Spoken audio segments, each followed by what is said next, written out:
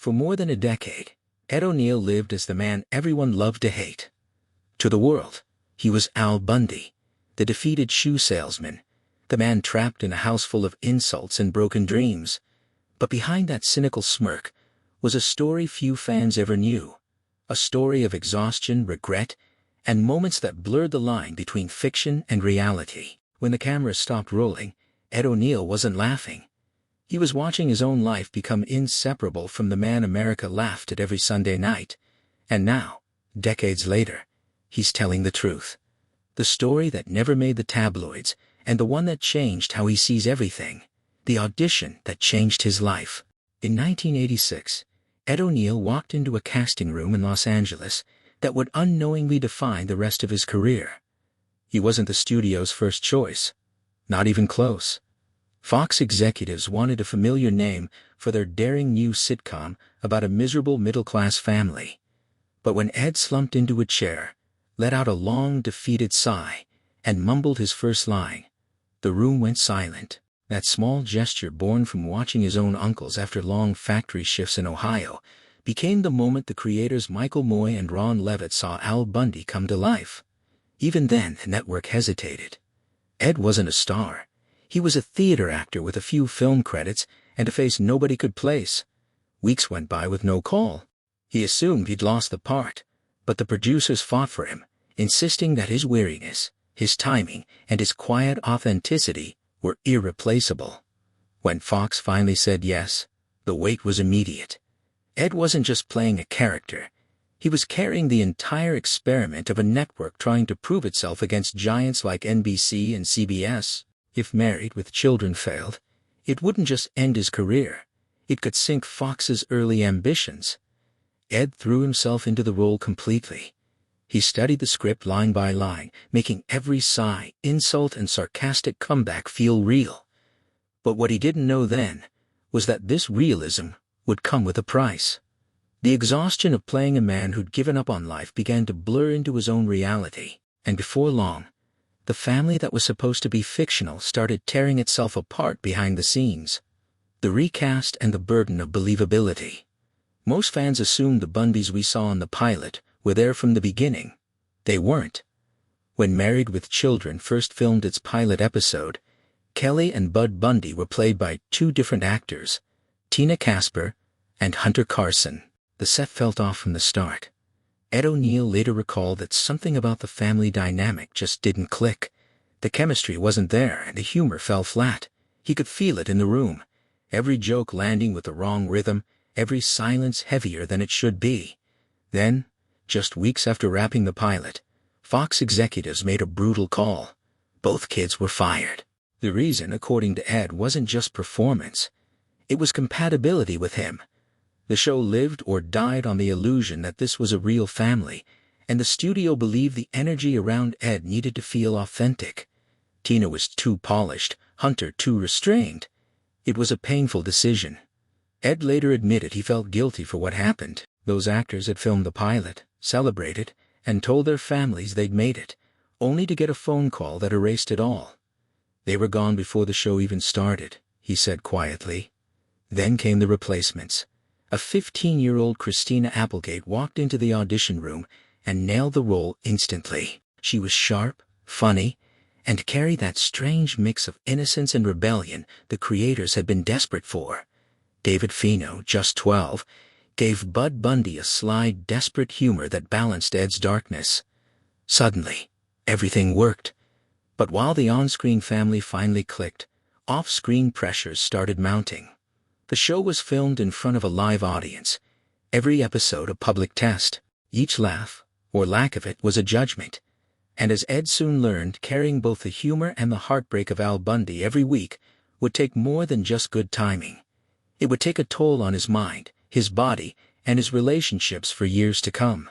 The stage that never slept, the hidden toll of the live audience. Every week for 11 years, Ed O'Neill stood under the heat of studio lights, performing for a live audience of 300 to 500 people.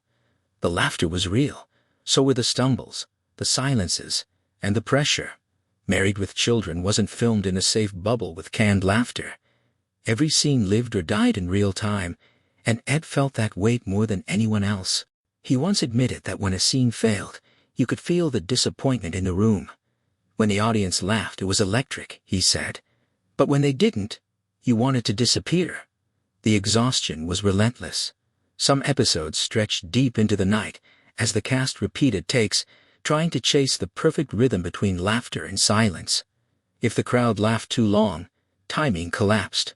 If they didn't laugh at all, directors stopped everything to reshoot. Ed's body began to pay the price. He was doing constant physical comedy, falls, fights, slapstick chaos, all meant to look effortless. But by season 5, his back was in constant pain. He pushed through bruises and fatigue, knowing that if Al Bundy ever looked like he wasn't trying, the entire illusion would collapse. He later said that some days he'd drive home barely able to move, only to return the next morning and do it all again. The live crowd also made certain moments excruciating when jokes about Peg's laziness or sexuality went too far. You could feel the discomfort ripple through the audience. Katie Sagal once told him she dreaded certain scenes, not because of the script, but because doing them in front of real people felt like being stripped bare. Still, Ed insisted the audience was what made the show feel alive. It was unpredictable, messy, and brutally honest. But that same energy also exposed every weakness, every missed beat, every piece of humanity the cast tried to hide.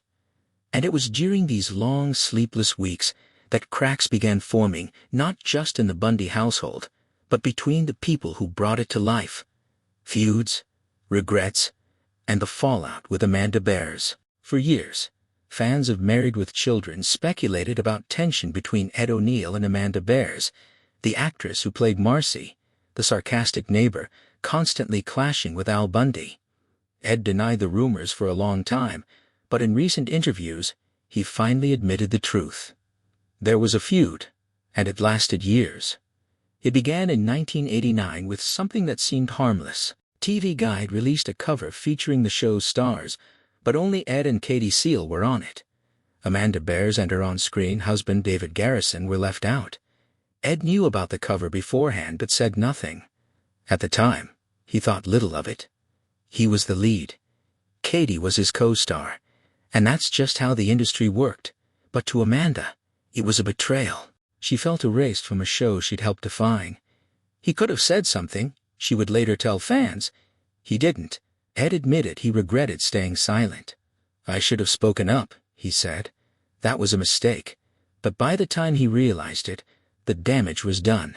The atmosphere on set changed. Conversations grew short. Eye contact disappeared.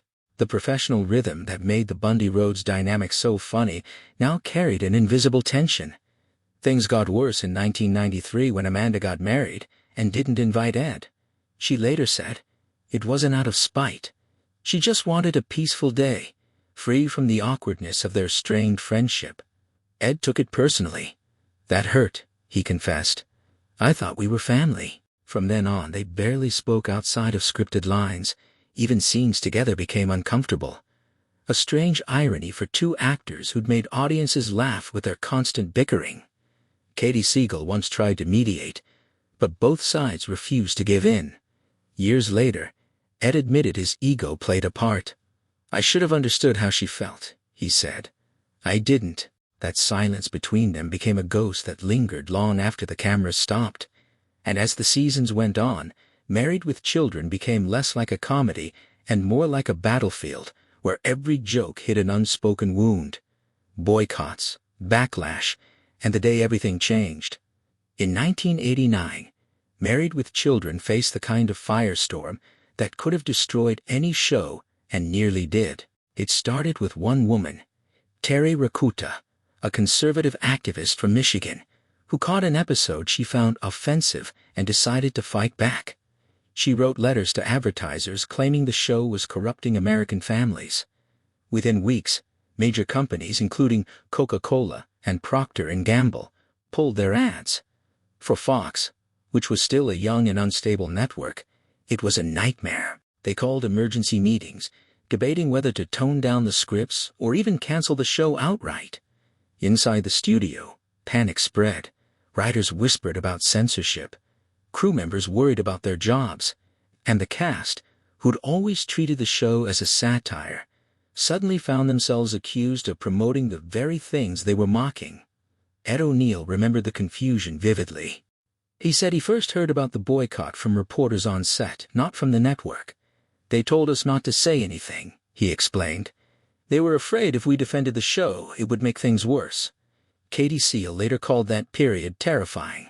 She feared her career might end before it began. Christina Applegate, just 17 at the time, became a target for moral outrage. Critics accused the show of exploiting her character's sexuality, even though she was a teenager following a script written by adults. What few fans realized was how that controversy changed the show forever. The writers didn't soften the humor. They sharpened it. They learned to slip subversive jokes under the radar using innuendo and wordplay instead of blunt shock. Ironically, the boycott turned into the best publicity Fox ever had. Ratings skyrocketed. People who'd never heard of Married with Children tuned in just to see what the fuss was about. Ed later called it the greatest marketing campaign we never paid for. But behind his humor was a trace of bitterness. The controversy made him realize that success always came with a cost, and sometimes that cost was innocence, loss, regret, and the scene he refused to film. By 1991, Married with Children had survived controversy and built a cult following. But behind the laughter, tragedy struck. During the show's 6th season, Katie Sagal, who played the sharp-tongued Peg Bundy, was pregnant, and the writers decided to weave her pregnancy into the story. The Bundys were finally going to have another baby. It seemed like the perfect next chapter. Then everything changed. In her 7th month, Katie lost the baby. Production stopped. Scripts were torn apart. The storyline was rewritten overnight into a surreal dream episode where Al imagines Peg giving birth only to wake up and realize it never happened. To the audience, it was dark comedy. To the cast, it was unbearable. Ed O'Neill admitted that he didn't know how to handle it. "I didn't know what to say," he said years later. "I thought staying quiet was better than saying the wrong thing, but silence wasn't what she